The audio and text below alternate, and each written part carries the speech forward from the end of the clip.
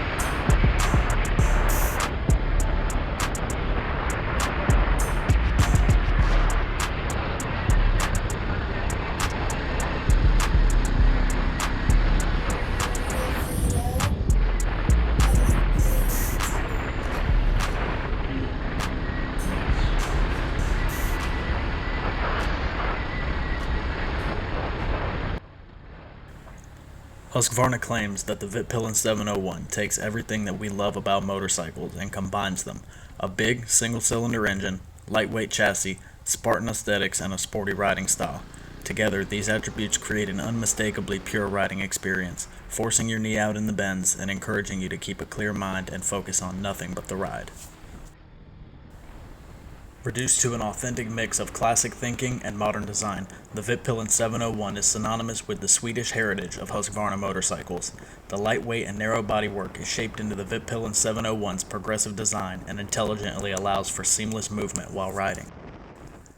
New for 2020, the 17-inch spoked wheels ensure high levels of strength and durability with minimal unsprung weight while adding to an authentic design character of the Vitpilen 701. Fitted to the wheels are Bridgestone Battle Axe S21 tires, 120/70/17 and 160/60/17. These tires offer advanced grip and durability in a wide range of conditions. And something you may not have noticed about the design is the split. Integrated within the bodywork is a progressive design feature known as the split.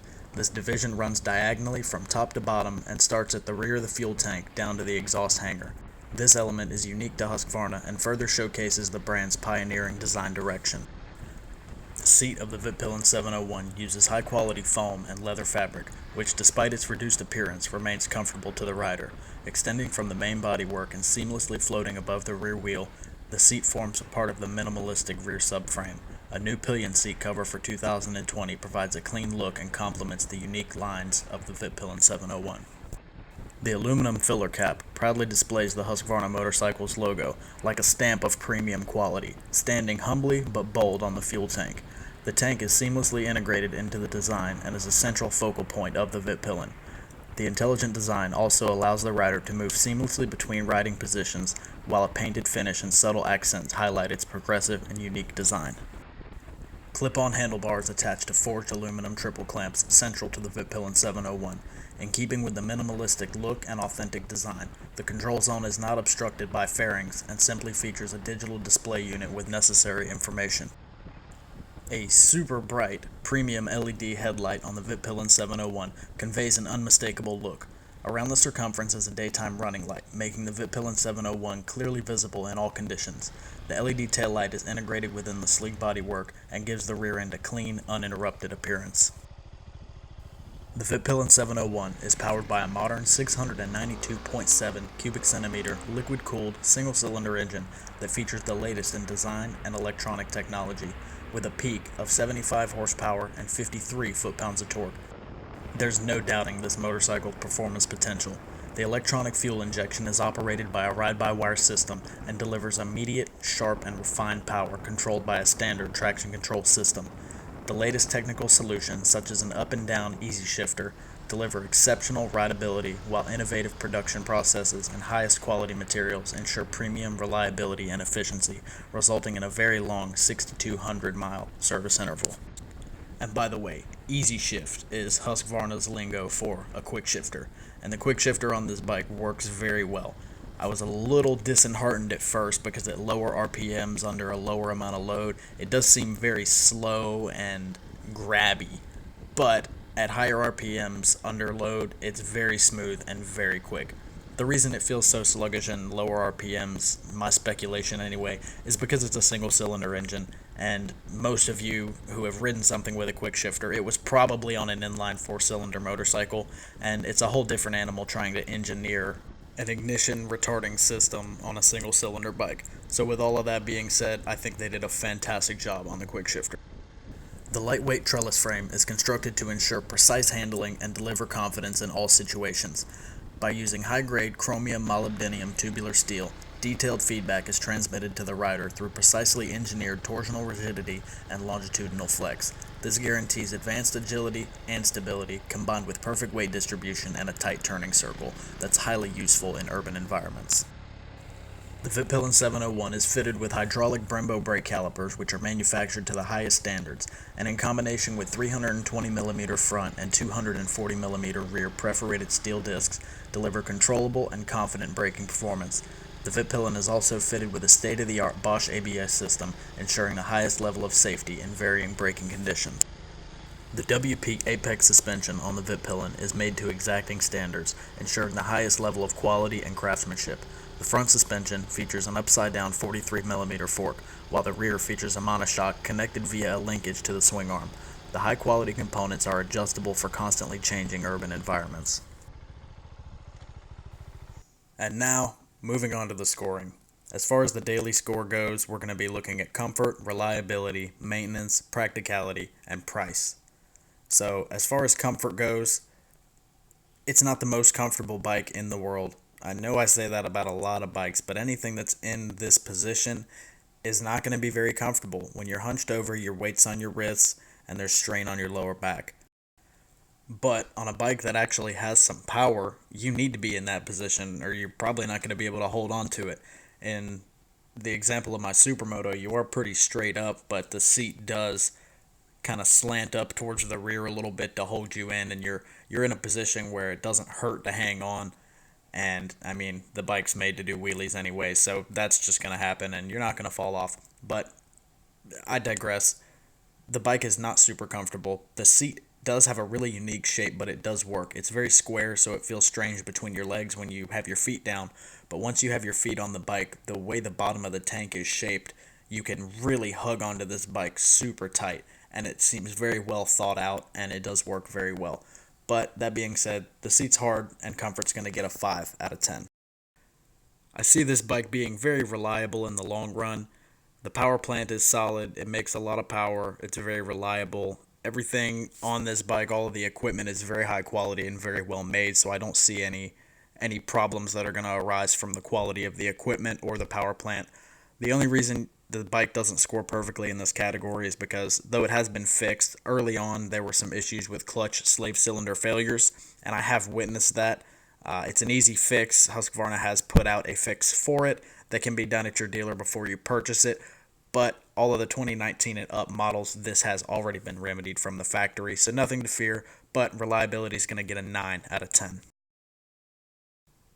Moving on to maintenance, you really can't beat a 6,200 mile service interval on a 105mm bore single cylinder.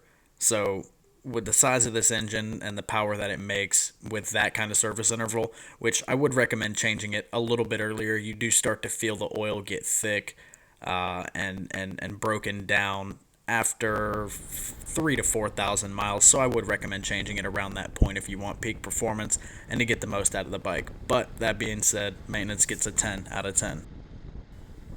I'm a little bit torn on practicality when it comes to this bike. It makes big power, not super intimidating. The traction control does a great job of keeping everything planted. Wheel lift will trigger the traction control, which is kind of irritating because if you're trying to get a hard start and put the power to the ground, wheel lift is going to happen. You could train yourself to avoid that, or you could just turn it off, but needless to say, having the power cut so dramatically on a little bit of wheel lift on a launch is a little bit frustrating.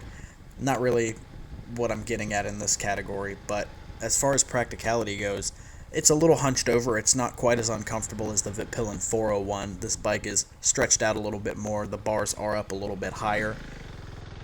I'm torn. It makes good power, which I like, but isn't going to be great for everybody looking for a commuter.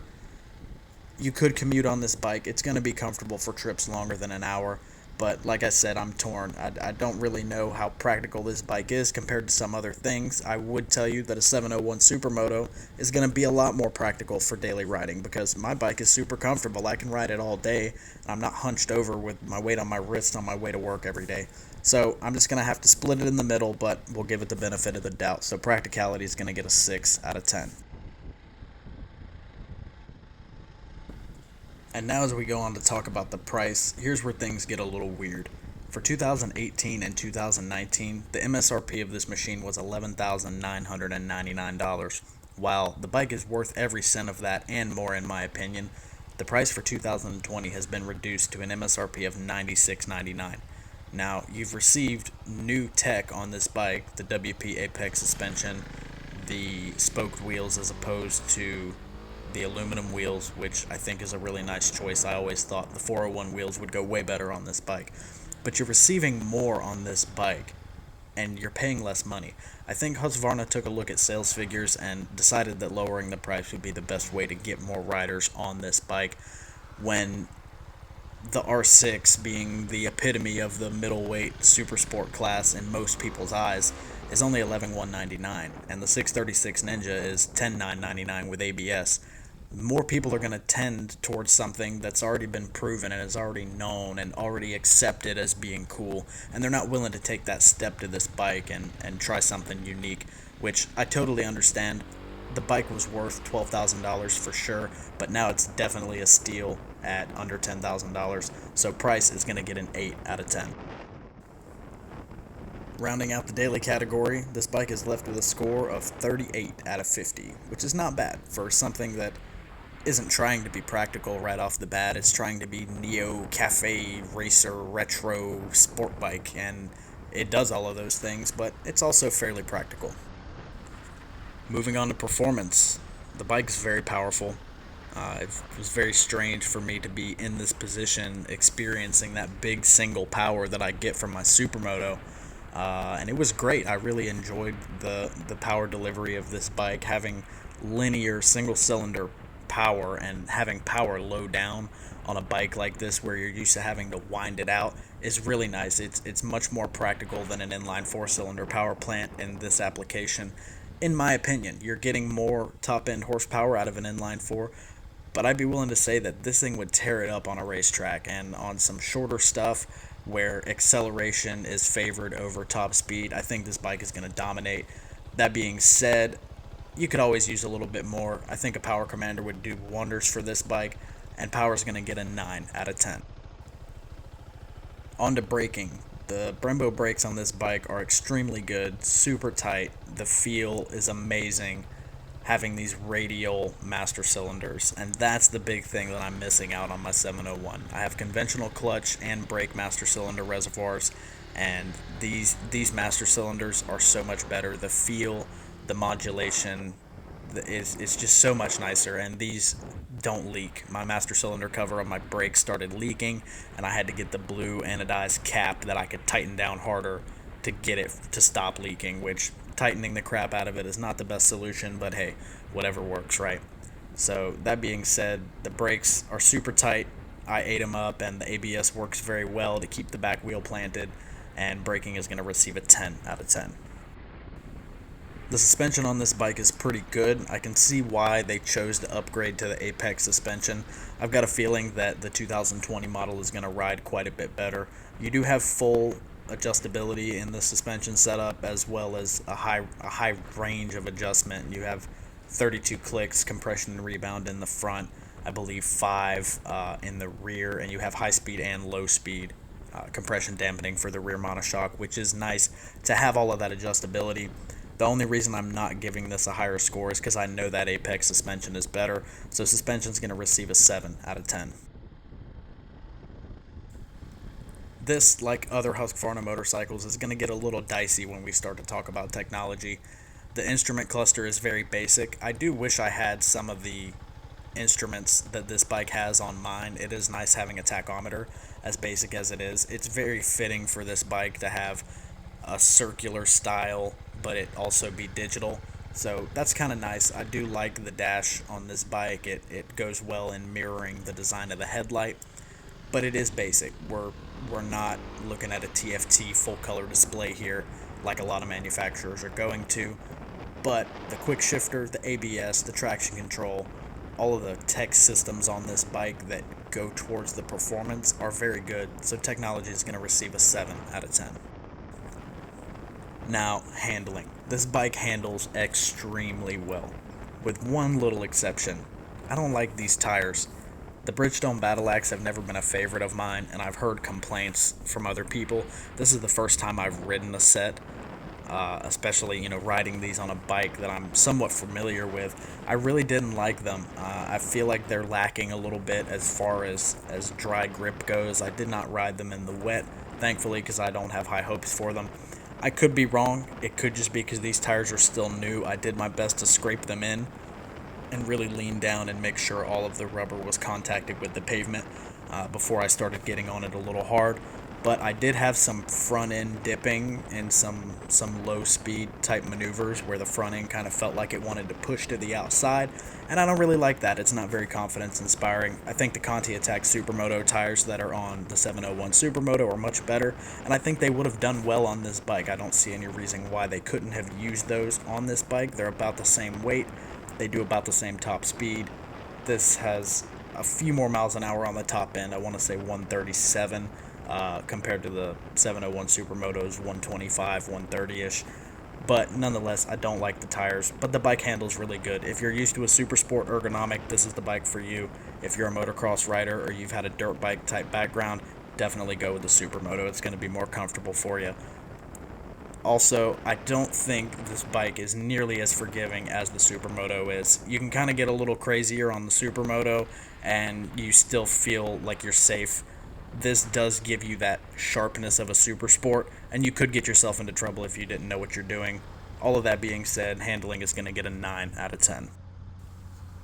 Rounding out the performance category, we're looking at a 42 out of 50, which is very high. This bike is competitive with other middleweight super sports that are on the market today and have been on the market.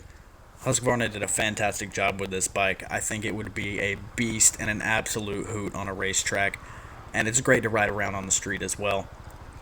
Adding all of that up, we're looking at a total score of 80 out of 100. And that is everything that you need to know about the 2018, 19, and 20 Husqvarna Vitpilen 701. I hope you guys enjoyed this video. I hope it helped you out. I want to thank you all so much for watching. This channel is beginning to grow, and it makes me very happy to see that some of you are out here getting information and enjoying what you're seeing here. If you have any tips for me, please leave them down in the comments below. If there's any bikes that you'd like to see me review next, please leave those in the comments as well. Thank you so much for watching. Please hit that subscribe button. I've got a lot more content coming y'all's way. New videos every Wednesday. And as always, ride safe out there.